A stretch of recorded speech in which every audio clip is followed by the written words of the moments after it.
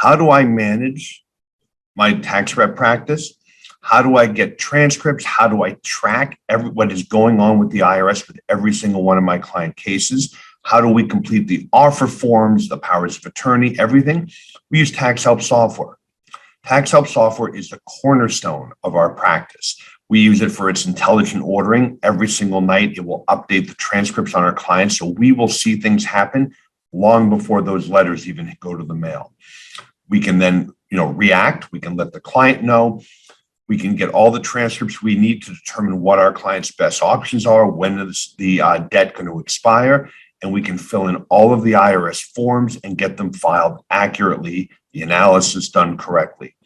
If you're interested in giving it a test, go to taxhelpsoftware.com, use promo code TAXREPTRIAL, all one word, all caps. You'll get a free 2-week trial. Again, that's taxhelpsoftware.com, TAXREPTRIAL, all caps, for a free 2-week trial. If you love it and want to buy it, use TAXREP10, capital, all caps, TAXREP10, TAXREP10, all caps, one word. You'll save 10% on your purchase. It will be the engine that runs your tax rep practice, just like it's what we use for ours. Hey guys, thanks for tuning in to this week's Tax Rep Network podcast. I just want to do a little intro because this was actually a webinar that we did last week in conjunction with the IRS and Ignition. Joining me on the webcast and now, the recording for the podcast was Rocco Steco. Rocco is the Director of Collection Policy at the IRS. He updates us on where they are right now, what they're still working through, and of course, the upsurge in enforcement that we've already seen, and it's going to get a lot bigger. So a couple of things. Please listen in. I think you're going to get a lot of great information. The feedback has been wonderful. And I obviously want to thank the IRS and Rocco for being available to us and giving us insight. Also want to thank Ignition for sponsoring. And the other thing, for those of you who are starting to see the upsurge, who've contacted me, in Ignition, we have now uploaded lots of our letters and templates. Now, we're going to be doing a whole series kind of over the spring and summer into the fall. But if you haven't checked it out yet, go check out Ignition. I'll put a link in the description below. Take a demo. And what you'll find is you don't have to recreate the wheel. Everything of ours is already loaded in there for you to get started, whether it's offers or non-filers, innocent spouse, notices of deficiency, penalty abatement, you name it. They're in there for you to use. It'll save you a ton of time. Get your letters signed automatically. Follow up with the potential client. Make sure they become clients and make sure you get paid first. So go ahead, check out Ignition. Thanks for listening in this week, as always, and enjoy.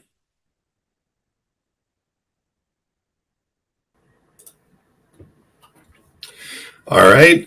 Welcome, everyone, for a very special webinar. I'm sure many of you have been seeing the news, the announcements, and we really thought it was a great time to update everyone, get the inside scoop on what is going on in terms of enforcement, where the IRS is, kind of what the game plan is, because we've done these updates and in June with NYU, and then Rocco did come on the podcast, and we did an update with the podcast, and it was all fun and games with Congress this past year. So there's been a lot of weird kind of delays, and what I was telling people in June didn't quite happen. But I think this is going to be really interesting. At least everyone knows where we're headed. That the IRS enforcement is certainly coming back with a vengeance, but it's going to be staged. And so I'm joined by Rocco Steco. Rocco, thank you for joining us again. Absolutely. Thank you for having me. I look forward to it. Yeah, no, this is great, and it'll be good to get everyone sort of on the same page in terms of what is happening, because I do see a lot of nonsense online on social media, and so we'll get to the skinny on it today. So Anyway, so folks, a couple housekeeping things. The program will be 50 minutes. There will be 4 attendance checks. They're polls that just pop up. They're not really polls. They're checks that pop up. You've got to do at least 3 of them. If you do, you'll get an email with a link from us a little bit later. Click on the link, put in your, for those of you who are EAs, put your PTIN number in, and that is where you'll get your certificate. And we will do the upload for the IRS for the PTIN, the EA folks next week. Might be done by the end of this week, but certainly by next week, that upload will get done because there is 1 credit available for this.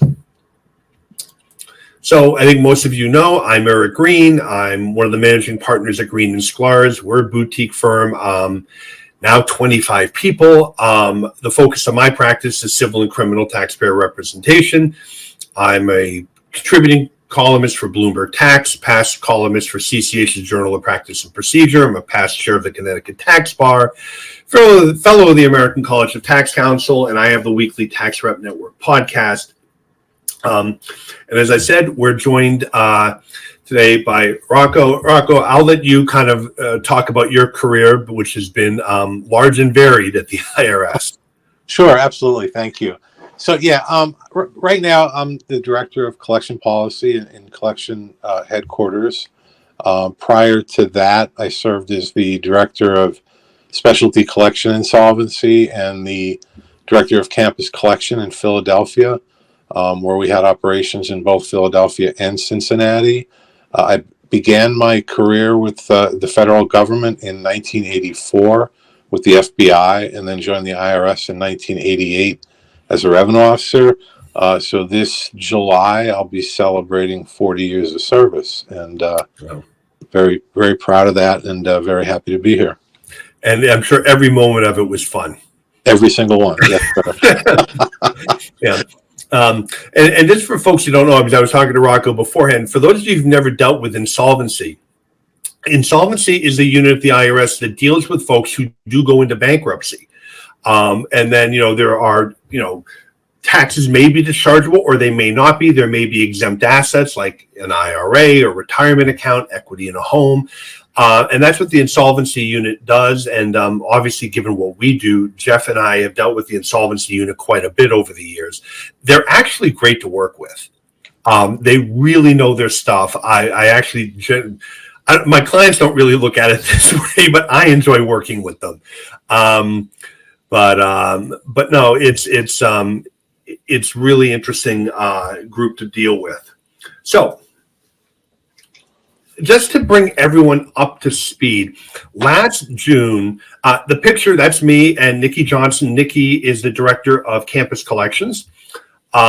She's out of Atlanta. We did that talk at NYU, and at the time, Nikki had told me, and I had told all of you, that look, now that the coronavirus is basically behind us, it's not really gone, but the pandemic aspect is behind us. IRS was going to get back to business. The plan at the time is we had talked about notices starting to go out, balance due notices going out over the summer, and after Labor Day, enforcement would start, and that enforcement would go out in waves over the 3rd and 4th quarter and into 2024. Because Nikki did say at the time, look, Eric, we could levy 3.2 million people today. But if we go and we levy 3.2 million people today, we all know what's going to happen. Okay? The phones are going to get jammed. Taxpayer advocate will get overrun. Appeals gets overrun.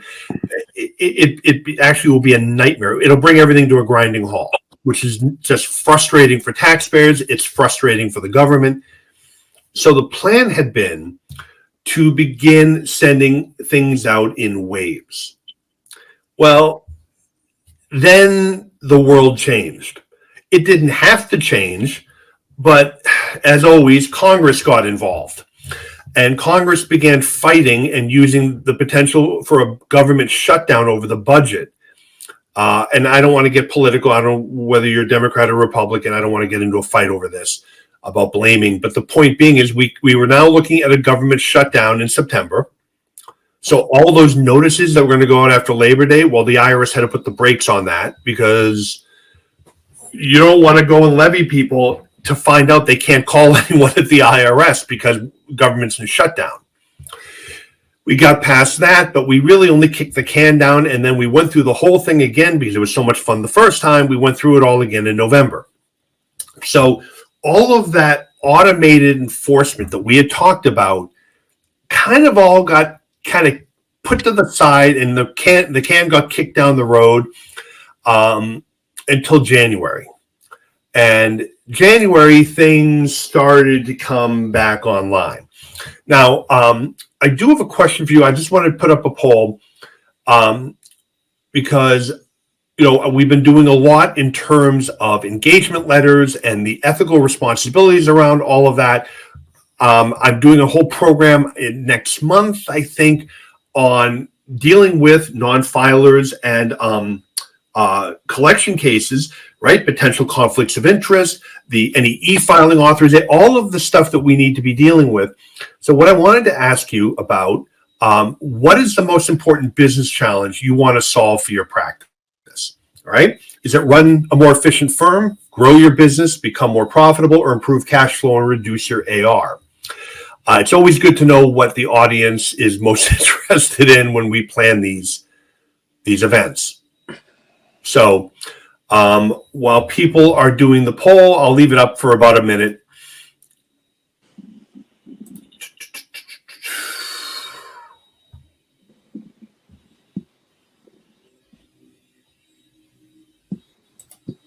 All right. How are we doing? Almost there.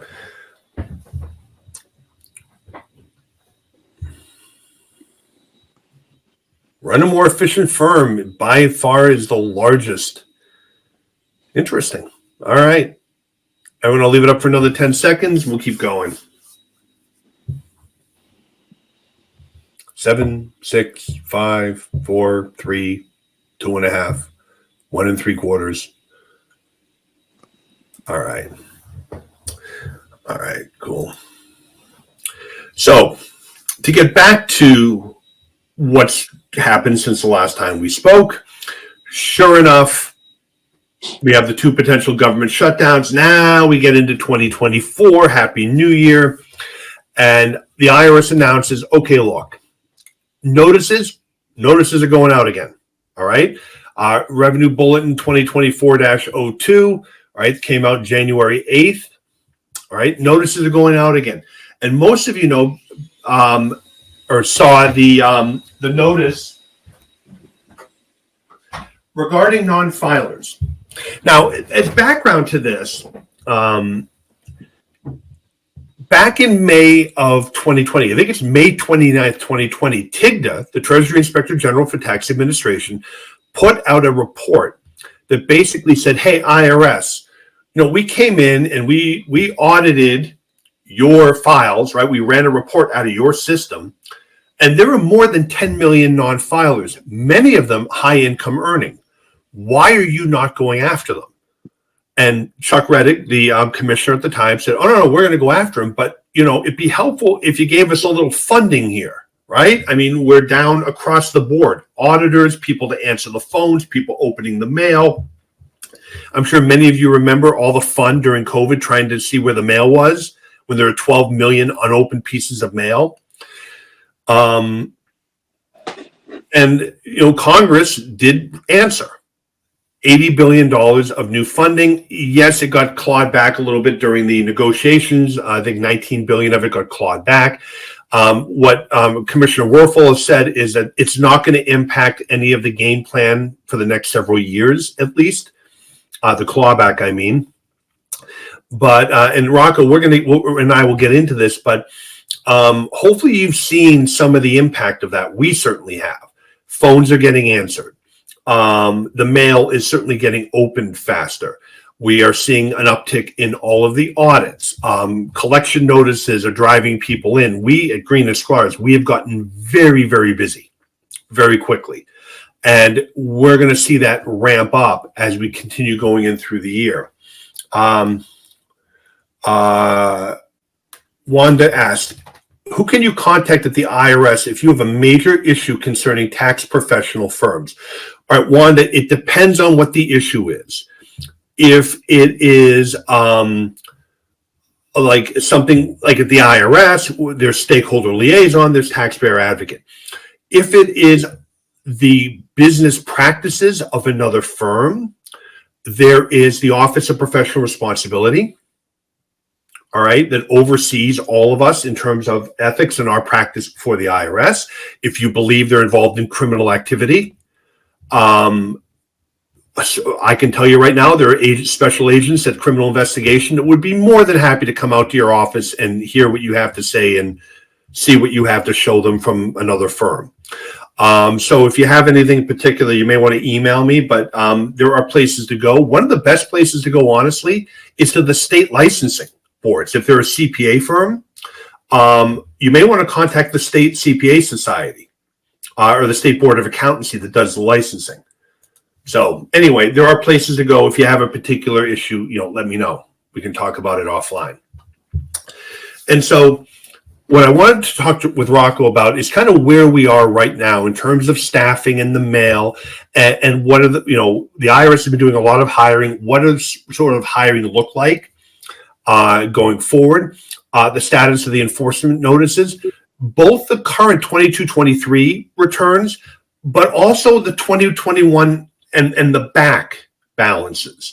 2022 and 2023, and we'll get into this, are rolling along sort of normally, but we've been waiting on all these the back balances in terms of that stuff. Status of the automated enforcement, liens, levies, substitute for returns, the offsets through Treasury and the state tax refunds, et cetera. We'll get into all of that. And the government's use of data, and in particular about virtual currency and foreign assets. And I have some practice points for all of you that we've made some changes at Green and Sklar's in how we do things. And I'm going to highly recommend you look at that and maybe make some changes in the way you practice, because the government's use of data has never been better than it is now. And you can thank Hank Key and Damon Rowe for a lot of that. Damon's the former director of the Office of Fraud Enforcement. Hank, I believe, is still the director of field collections. And they got together, as all good ideas start, they got together over a drink or coffee, I'm not sure which it was, and realized they had all this data. Why aren't they doing anything with it? And lo and behold, they're doing stuff with it. So with that, Rocco, from where we were, can you update us on staffing and in terms of the mail and the phones and kind of where you guys are right now? Sure. Yeah, I'd be happy to. So as of right now, our collection offices are processing correspondence again following the normal time frames. And when I say normal, I reference pre-COVID time frames. And this was actually the key to all the other notice resumption efforts, was getting the mail and the correspondence back on that same type of cadence again. So, as was the case pre-pandemic, there's always going to be some inventory that's in process and waiting to be worked. And there's a chance that some of our outgoing notices, may perhaps cross in the mail with the incoming correspondence. But all in all, at this point in time, I would say that we are back to our pre-pandemic cadence, as far as processing is concerned. The expanded funding, as you mentioned, and the resources, that were made possible by the Inflation Reduction Act, is allowing, the IRS now to get back to our core tax responsibilities, which are, having people file and pay their taxes. So, again, the resources that were provided to us by the Inflation Reduction Act has made a lot of things possible as far as, our post-pandemic recovery. As far as hiring, collection did hire considerably last year and in the current year and moving forward. Our hiring strategies, right now are designed to enhance the coverage, with regard to, say, level of service, increase our efficiencies, deploy face-to-face activities, to address the most complex cases out there in the field. And, as I previously mentioned, as far as getting that correspondence process timely.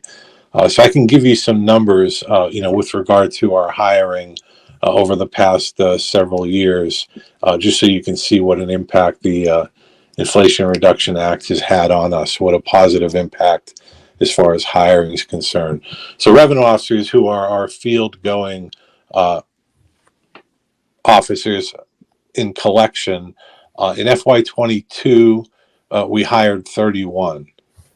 In FY23, we hired 819. And in FY24, we hired an additional 391 revenue officers. So over the past 3 fiscal years, we've brought over 1,200 revenue officers on board. These numbers don't include the onboarding that we just had this month, March 11th.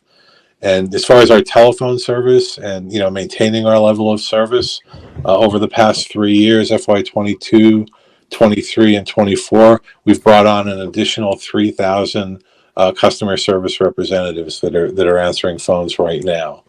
And then talking about the mail and the mail processing, over the past 3 years, maybe 2.5 years, again, just over an additional 1,000 TEs, tax examiners, and clerks that we've been able to bring on board as a result of the funding from the Inflation Reduction Act. So as you can see, we've brought on approximately 5,200 people overall in collection over the past 3 years.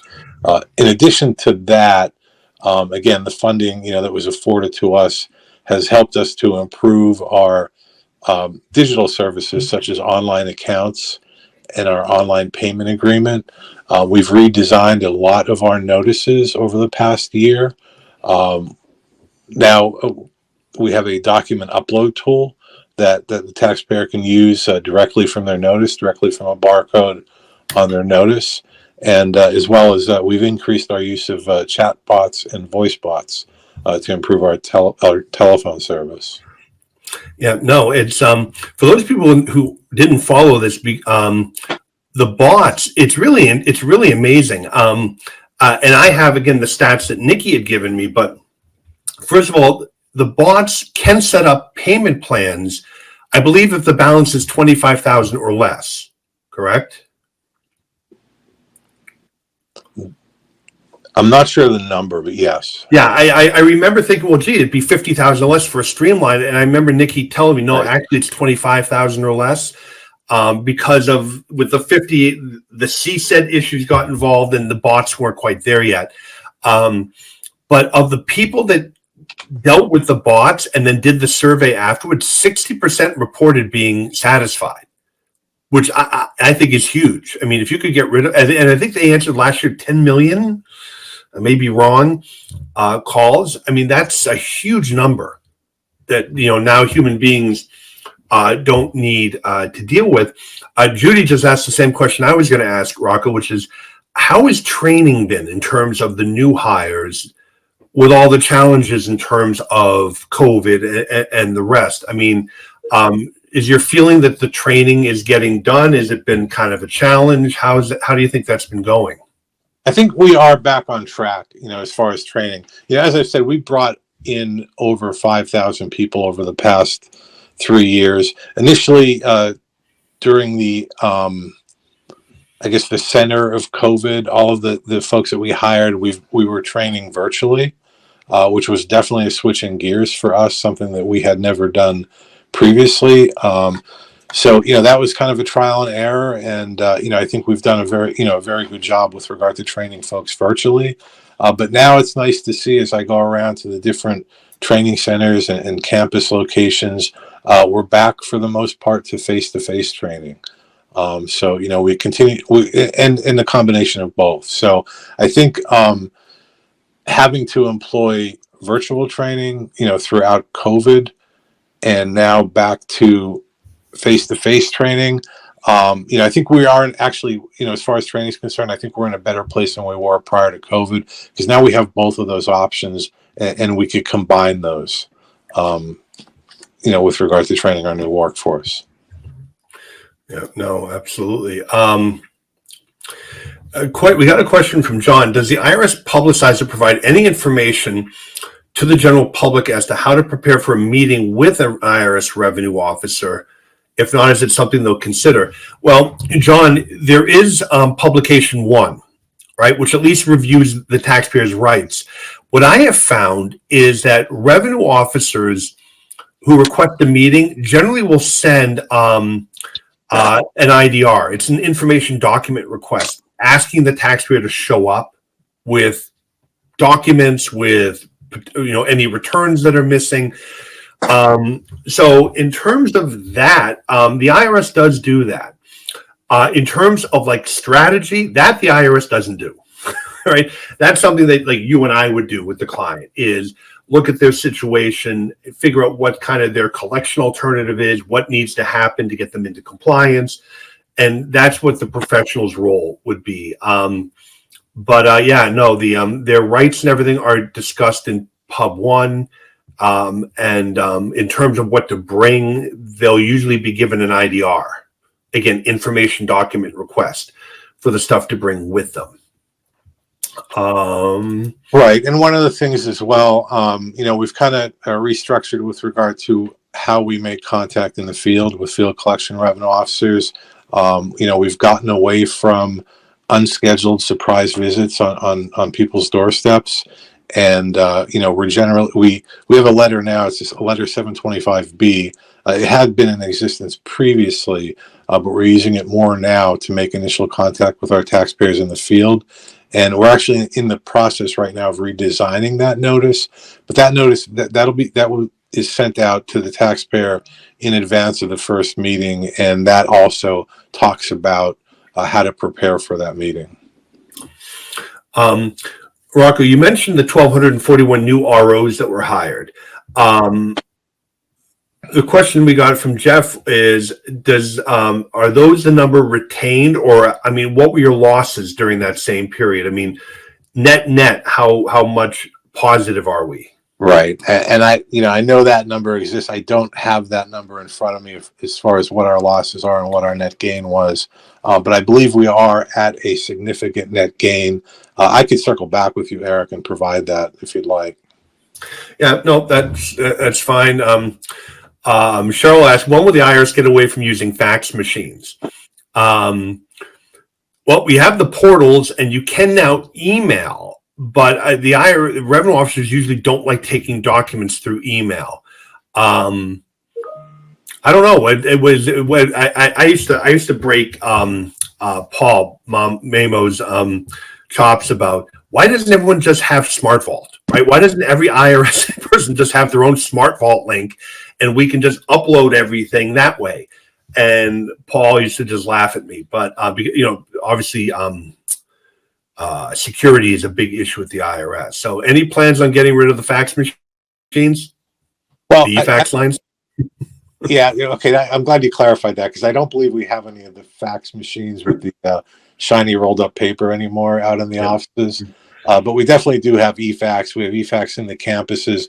But as I talked about earlier with our notice redesign, we are moving more and more towards a document upload tool. So each of the new notices have a QR code on them where the taxpayer can respond with whatever is being requested electronically through that document upload tool. So eventually that will take the place of most, if not all, of our eFax abilities. Let me think. We have a bunch of comments. Roland, you asked. He's asking about correspondence audit processing, Rocco, which is not your thing, but yeah, no, Roland. What Roland mentioned for everyone on is that they get the correspondence audits. You send in paperwork, and the IRS asks for more time, and it's taking a very long time. Roland says it's now beyond 6 months. We've had the same thing, Roland. I think it's so many of the audits are being done through correspondence. I think it's literally just that much of a delay at processing, and they're still hiring, but it takes a while to get people hired, trained, and then get them online, especially I think on the audit side. But Roland, we've noticed the same thing, and Rocco, and I don't want to cut you off, but I'm assuming you're not in collections. You're not really involved in this. Right. Correct. Yeah. But here's a good question. And actually, my next topic was to get into the collection notices. John asked, when will ACS send out levy notices again? So I guess it would determine, what specifically is meant by a levy notice. We are sending notices. We are sending collection notices now, and I'll walk through that here in a second. If that's what we're referencing, but if we're referencing an automated levy or an automated actual levy program, we're not underway there yet. But I can take you through where we are with all of our notices if you'd like. Yeah, no, that would be it. Because I have the same question. Is we're seeing a lot of the CP 504s, right? The either the threat to levy for people that it is, or I believe it's actually also being used as a refresh, correct, on folks who could be levied, but we don't want to just levy them right now. Right, which is a different notice than the 504. So right now, we're at the point where our pretty much all of our notices we're considering no longer paused.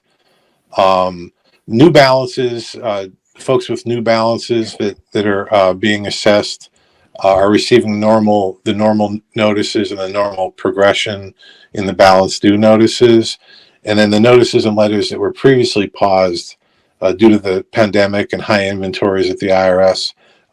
We are resuming now.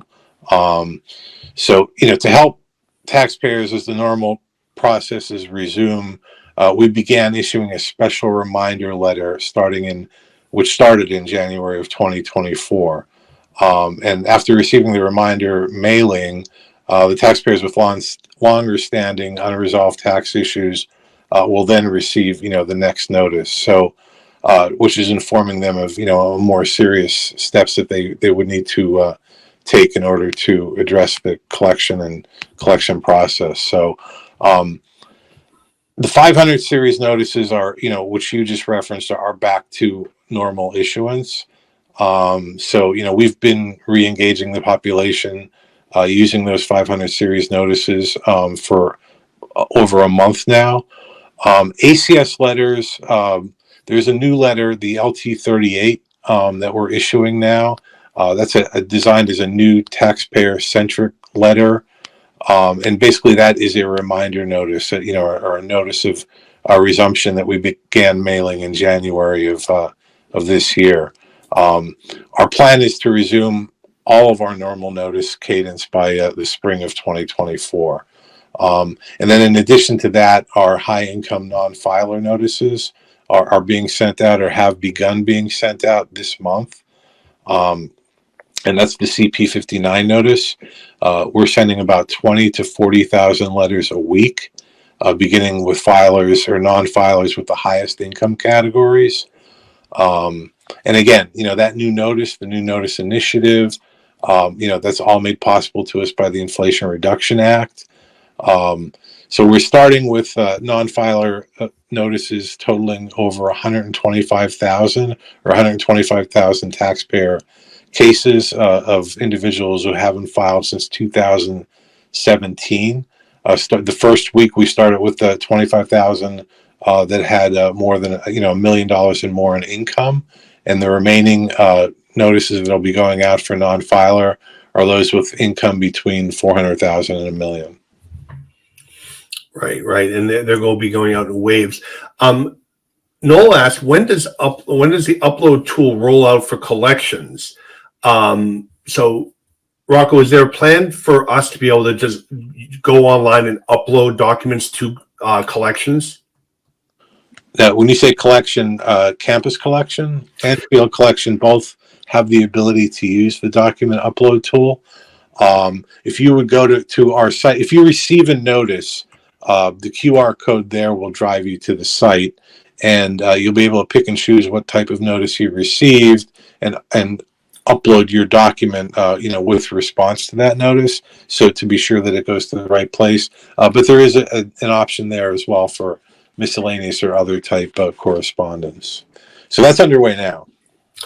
A couple of folks have commented, Joanne and several others, about folks who've been calling in, and if they're the second spouse on the return, ACS is refusing to let them set up like a streamlined agreement or something because they're the secondary ID. I don't know why that would be. Is that a policy? That I haven't heard of, as far as that happening. Yeah, Joanne, and I think it looks like, and Lisa, we've two or three of them. And that sounds like a training issue, honestly. Either training, I would say, or communication, because it really, that shouldn't be the case. We should be allowing, the secondary TIN or the secondary spouse to be able to set up that agreement. So again, maybe training, but maybe communication as well, depending on how that is communicated to the CSR and how it's researched. But the second spouse should be eligible to set up the agreement. Yeah, no, in fact, we've, and Rocco, this is from me, not from Rocco. As great as it is to have a lot of new people hired, the problem is we do have a lot of new people who are hired. And so on both the audit side and collection side, we have noted some disconnects in terms of training. And we've actually had to call back, get to another person and get things done. So, which is frustrating, but it's going to be this way, I think, for a little while. Rachel, CP 504 is not indicating a taxpayer is currently at risk of a levy or garnishment as a question. Yeah, Rachel, it does. The CP 504 is the one that says, intent to levy. It's usually pretty blunt that the taxpayer is at risk to be levied. Now, the CP 504 itself is not the final notice, but yeah, usually that gets the point across. I find that's actually what brings people in through the door, is they get that, and that usually is enough of a wake-up call. Right. That 504 is the actual notice of intent to levy. Right. That, yeah, if you do something or we're planning on dropping the hammer on you. Sally Ann, how can I find out why I've not received a statutory notice of deficiency for a specific client? Well, Sally, I mean, I'm not sure, if you pull the transcript and it's on the transcript and you didn't receive it, that is a system issue. I would consider a 911 to the advocate. If you're waiting for it to come and it just hasn't come yet, that it's delayed for some reason, if you're dealing with an auditor, I would contact the examiner. If it's one of the correspondence audits, again, you could try the advocate, but if it hasn't been issued, unfortunately, you're going to have to sit and wait. I don't know that there's no human being at the correspondence audit area to contact to find out about it. You can attempt to send them a letter saying, we have not received this. Can you please, have someone contact us? 50-50 if somebody will. Has there been any additional meeting planning for the rollout of federal digital currency? What does the IRS do with statistics about analyzing those who check the box if taxpayer receives, disposes, exchanges digital assets? Or Rocco, I can answer Tim's question. I mean, the IRS is obviously, they have all of this data on virtual currency, whether it's people checking the box on the 1040, the information that they got from the John Doe summonses on Coinbase, Kraken, and Circle. What collections has been doing. I had Damon and Hank on the podcast. They had talked about the fact that they are now using that data and comparing it to people who submit for offers to be deemed uncollectible, people that file bankruptcy where the IRS is a creditor, to see if they have disclosed foreign assets or the virtual currency that the IRS believes they have. And in fact, and Rocco, I don't know if you want to confirm this, Hank had mentioned that there were actually foreign asset and virtual currency indicators now on a file if somebody is in collection. So a revenue officer would actually be alerted to the fact that the IRS has reason to believe the person has foreign assets or virtual currency. So I mentioned, I said earlier, I would mention this. In our practice, we are now, when we gather information, when someone comes in with a collection issue, we actually have in our documents that they complete, it's a yes/no answer. Do you own virtual currency? Do you own foreign assets? And it's yes/no. It cannot be left blank. And my hope is to try to avoid having taxpayers turn their routine collection case into a criminal case. Because if it's not disclosed, you're now looking at a potential evasion of payment under 7201. It's tax evasion. It could be 7206, providing a false document to the government. More likely, it would be both. So, and I like to tell clients who push back, look, I'd much rather you have a criminal case. I get 200,000 instead of $5,000. But, you know, at least I should attempt to protect you from yourself. So the government is making great use of that data. Now, Rocco, to get back to that question, in terms of the enforcement notices, the automated notices of lien, levies, I know Nikki said, look, we don't want to drop the hammer on 3.2 million people, which I agree with. When are we going to start to see those notices roll out? And again, I'm assuming, and correct me if I'm wrong, that it's going to be staged. The government's not going to flip the switch and hit 3.2 million people for the very reasons we talked about before. When should we start seeing that, if you know? Right, and I mean, you're exactly correct. Whatever we do with regard, to moving forward with systemic levy actions or systemic levy programs, will more than likely be staged, just as we've done with everything else thus far. Various reasons for that. Number one, we want to be sure that once we implement or once we begin those programs, that we can be available to answer the phones to the taxpayers, should they want to contact us.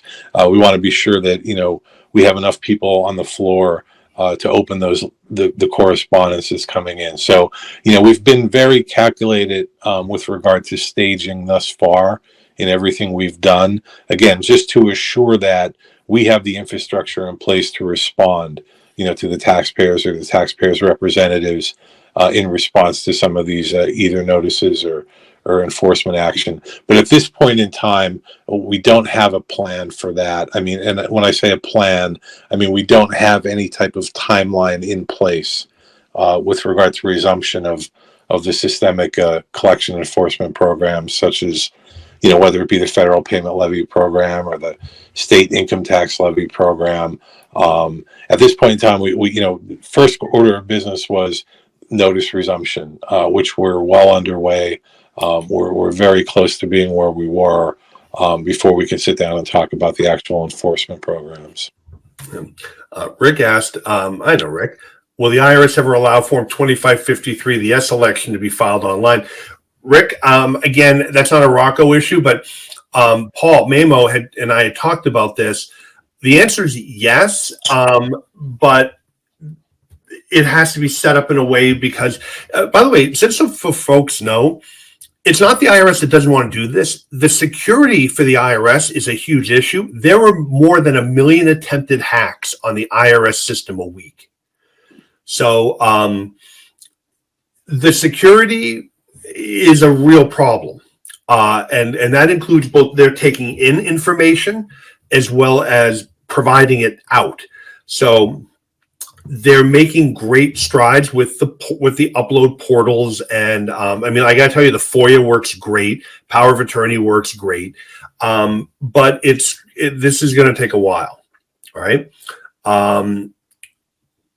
Thomas asks, is the tax gap increasing or decreasing? That's a really interesting question. I'm going to suggest it's going to increase because once all these non-filers actually file, I think you're going to see a huge increase in the tax gap, meaning the money that should have been reported and paid that wasn't. Rocco, I don't know if you're a betting man, but no, I'm not. I'm not. And I always say, one of the things that I don't have is, a crystal ball, in a sense of what will happen there, with regard to the non-filers and the non-filer notices, and, how many of those returns are actually going to come in with a check, and how many of those returns, will lend to, towards the tax gap. But at this point in time, no, I don't have that data.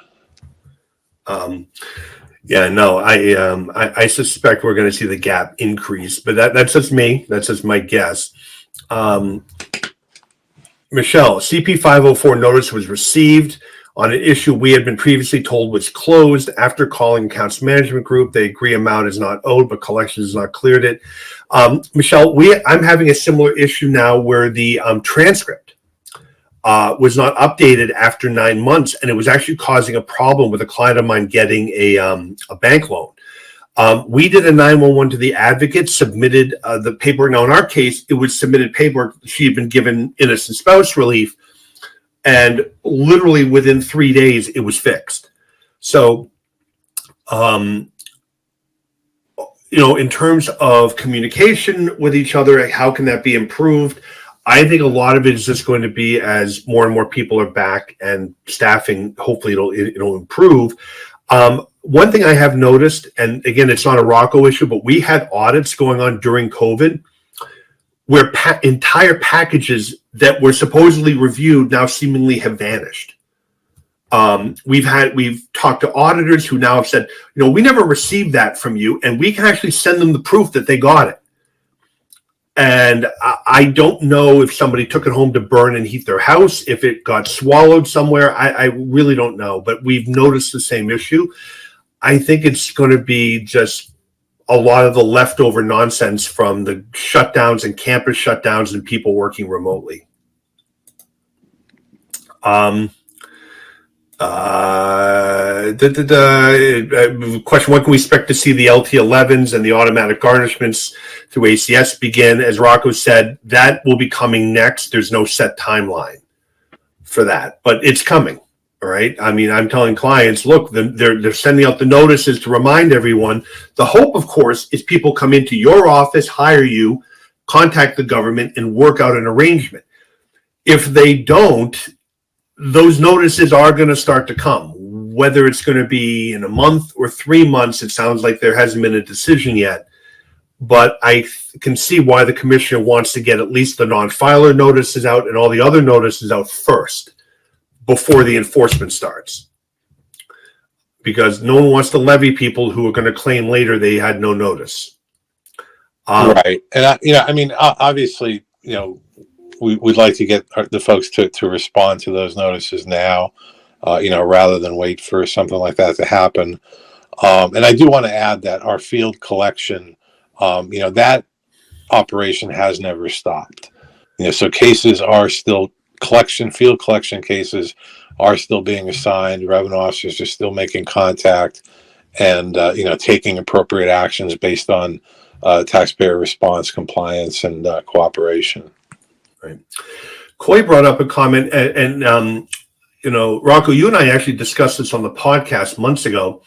What Coy mentions is, look, Eric, per the IRM, if there are enough credits, to full pay the tax, I guess meaning we're just waiting for them to process, there should be no notice of federal tax lien filed. That's absolutely true. What about levies? Shouldn't they work the same way? Coy, in terms of, for instance, if you have a client with an ERC claim pending because, they put it all on hold, and now, we had Elmer Smith, Rocco, join us at the New England Rep Conference in November, and he had talked about they're starting to work their way through the ERC claims, but they're effectively almost auditing them all because of all the fraud. If you have a client and there's a balance due, a revenue officer or collection is supposed to consider that. So you would submit saying, send over the paperwork saying, hey, we have an ERC claim pending that's going to basically pay this. If it's going to pay it in full, Rocco, correct me if I'm wrong, collections is supposed to look at it. If it looks like a legitimate claim, they're supposed to take that into consideration before they just move forward with enforcement. Yeah, no, that's absolutely correct. And we have been and continue to provide training to our field revenue officers with, helping to identify those pending claims. And again, just as you said that, if there is a claim pending, that will be taken into consideration, before any type of collection action would be taken. Yeah. And it gets complicated. So, we've been providing as much information, to our field officers as possible. And I think they're in a good place now to be able to identify that. Yeah, no, and Rocco, we're getting a lot of if you could take back, a lot of folks are saying that they've found that there are ACS agents on the phone that don't know about the upload tool. So I'm just gonna, if you can take that back and put the word out that folks seem to be getting frustrated where they call ACS and ACS does not seem to, at least the agent doesn't seem to be aware that there is an upload tool that can be used. Absolutely take that back. ACS or accounts management? Were we specifically? They said, actually, I see both. Some folks are saying ACS, one said accounts management. Okay. All right. No, that's good information to have. I appreciate that. And I will take that back. Sander mentioned that a large number of ACS agents who are telling us they're unable to work accounts over 25,000. I'm wondering if he didn't get the bots, because bots won't handle accounts over 25,000. You have to be transferred to another person. He also said, we also have been told managerial approval on resolution is taking 4 to 6 months. That can't be right. Do you have an approximate time frame? I guess the question is, Rocco, have you noticed that there's a large delay in managerial approval of payment plans?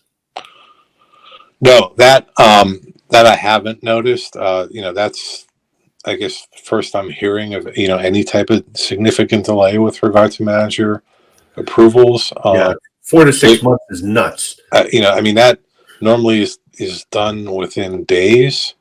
Yeah. So, definitely something that I can, look at or, at least look into. Yeah, that I agree with Sandra. That should not be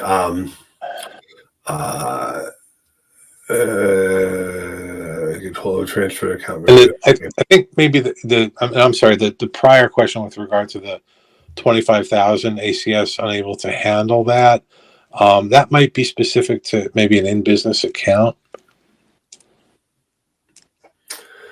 Because if it is, that's true. I didn't specify. So if it's in business, so like payroll taxes, you can only set up a streamline, or what we call a streamlined agreement, if it's 25,000 or less over 24 months. Anything more than that, the business would have to submit a financial 433B, and often also a 433A for the owner or owners, because otherwise we don't know how much the business can pay until we know what the owners need. So, yeah, that's true. If it's in business for payroll taxes, anything more than 25,000 would not be eligible for a streamlined. So, Rocco, I know there were some other topics that I had sent you, and this is more conversation. By the way, just for everybody who can see the slide, these are topics I have been bringing up, both to Leah Colbert, who's the SBSC commissioner, and Fred Schindler, who's the chief of collection policy within chief counsel's office, as well as Rocco. And these are just things that I wanted to, point out to folks, which was, for if you're dealing with the campuses, and actually, what just is a little bit of history for folks who aren't familiar with this. Prior to 2012, a streamlined installment agreement, which is an agreement that you can just set up over the phone or now online. No financials necessary. It was 25,000 owed or less over 60 months. The 2012 Fresh Start Initiative, and by the way, it was in 2012. It's long gone. The changes are permanent. There's no Fresh Start program. Please don't email me asking me about the Fresh Start program. I'm going to make fun of you. That increased it to 50,000 or less over 72 months. Again, both field and campus. In 2017, they started a pilot program, but with the campus only, that raised it to 100,000 over 84 months. And that ran from 17 through 19. When COVID began, IR 2020-248, IRS came out and announced that, again, for the campuses, if you owe 250,000 or less and can full pay within the time on the collection statute, you can just set up the agreement, no financial disclosures necessary. With the field, however, the field collection force, who are the revenue officers, that remains at 50,000 or less over 72 months. And Darren Guillot, who was the director of collection, who's now retired, his position on this was that the folks with the field are the worst offenders, and we're not going to cut them any slack, and that is why we're not extending that same deal. I have raised the issue with Leah as well as several others that, I think, or at least what we find, Rocco, is that a lot of folks, and again, I'm going by what Leah had reported. Now, this is last May in Washington, that the 250,000 or less over the time on the collection statute had the lowest default rate, and that they were going to kind of keep that in place, even though the COVID, the pandemic had officially ended. Now, part of that is because it's really a lot more flexible than using the allowable standards, which leave little to no wiggle room if somebody has something, some sort of economic blip happen. In light of, I know Darren felt that the people with the field were the worst offenders. I just question how many of the worst offenders are the worst offenders because they've been set up on these really, really rigid agreements that they end up defaulting on. And so I've been arguing that couldn't we get more people into agreements and collect what we can by extending that from the campuses to include the field? I know you don't have an answer to that. Yeah, I mean, somewhat, what Darren had said. I don't know what term he used there, but I would say the most complicated cases are assigned to the field. And normally by the time the case is assigned to the field, it's actually, already been through, for in most cases, been through ACS. So there is, there's probably a lot more moving parts to those cases that are in the field with regard to status of the entity, ownership of assets and whatnot. So, there are a lot of moving parts there, but what I can say is, we continue to analyze that process. And we will continue to analyze that process, towards improvements. Yeah. And for everyone who probably heard this story, the exemption for vehicles, like if you do an offer in compromise, there's an exemption for a vehicle, one per spouse. It's $3,450. I worked with Fred Schindler to get that created many years ago, back when the bankruptcy exemption was $3,200. Fred and his folks on staff agreed, and we set that up for federal offers. It matched the bankruptcy exemption. Well, since then, the bankruptcy exemption is now up to $4,450, and IRS kind of froze at $3,450. For everyone listening, Rocco and I discussed this, and you should look into that, because I do think that we should see about increasing that. Because again, for the folks especially in the low income clinics, although really everybody, but certainly the folks at the low income clinics, often the used car is the worst part of, is the deal breaker. Because if they have, let's say, a car worth $4,000, a used car, 80% of $3,200, they don't have $3,200, so they can't settle through an offer, but they would get the exemption of $4,450 over in bankruptcy. So you know, I'm not going to make Rocco repeat it, but that he would consider taking that back and seeing why that hasn't been increased and does it make sense to do so. We have a few more questions.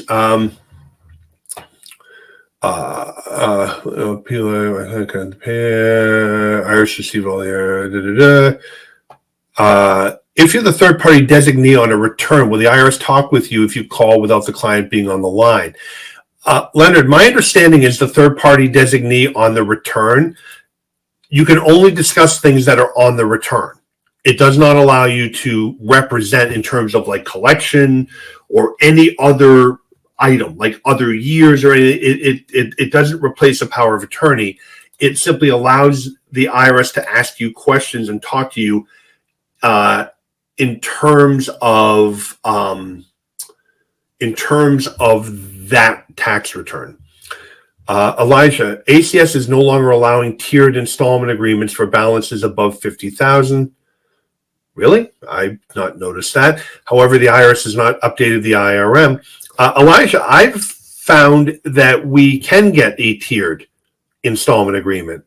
Rocco, unless you know that if there's a change has been made, but I have not noticed that they haven't done that. No, I'm not aware that there's been any change there, Eric. Yeah. Elijah, I would suggest that that's a training issue. Again, again, you can have one tier. I've not seen them. They don't like to do multiple tiers, and also one of them can't be uncollectible. So what we're talking about for folks is assuming you have somebody you submit a financial for, and they were in actual expenses can only afford to pay $100 a month, but when you apply the standards, they could pay $1,000 a month. So long as it'll be a full pay, as long as they can full pay within the collection statute, you are allowed to request. There's a 1-year rule. Which you can request to use actual expenses for 1 year. So you would make a proposal of $100 a month for 12 months, then increasing to $1,000 a month thereafter.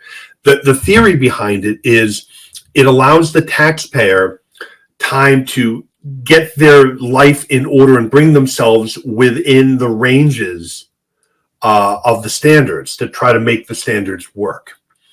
Right, there are a lot of other questions. I do want to get into another poll, which again, in terms of letters and in terms of getting everything signed, we've been working a lot with Ignition to get this stuff done.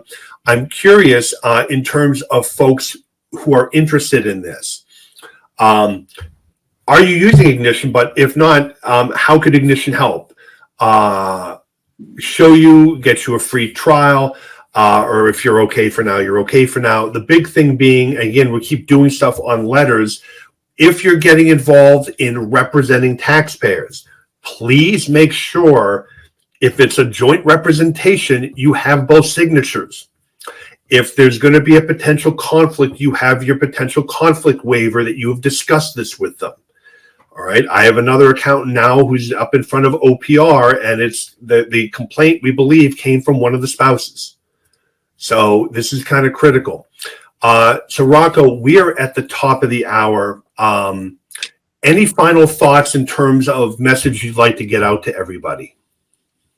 No, again, I really appreciate the opportunity being here, and hopefully I've provided some information that up-to-date information, current events that you can all find useful. As I said, we are well underway. If not, we are very close to our, I guess, back to normal, and everybody kind of gauges normal as pre-pandemic. With regard to our notices, so I would just urge your clients, to respond to those notices, because I got a lot of questions today with regard to enforcement actions and enforcement activity, and I think everyone's goal there is to try and avoid that by responding as early as possible. So once again, thank you for the opportunity. I appreciate being here, and I'm happy to come back anytime. Yeah, no, absolutely. I think we'll be doing this again as we see the enforcement notices start going out. But Rocco, thank you for taking the time. Everyone, thank you for joining us. By the way, you will get a link to this recording a little bit later. So certainly you go back, listen in. If you missed anything, look for the link to claim your certificate. And otherwise, everyone have a great rest of your day. I know we're in the middle of tax season, but you're more than halfway there, and we'll see you on the other side. Bye-bye.